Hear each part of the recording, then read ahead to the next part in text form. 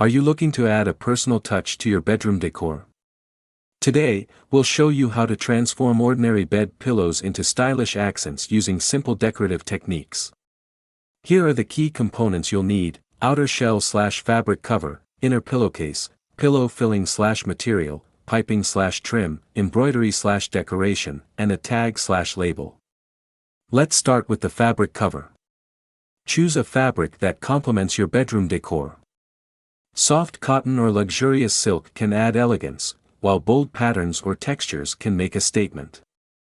Next, fill the inner pillowcase with your preferred filling material. Options include polyester fiberfill for a plush feel, down feathers for luxurious softness, memory foam for contouring support, or latex foam for natural resilience. For added comfort and texture, consider mixing in natural elements like buckwheat hulls, wool filling, or bamboo fiber filling. Now, let's add some decorative flair. Use piping/trim to create clean edges and gusseted edges for added volume. Embroidery and decorative stitching can add intricate patterns and personalized touches to your pillows. Finally, add a tag or label to showcase your craftsmanship and add a professional touch.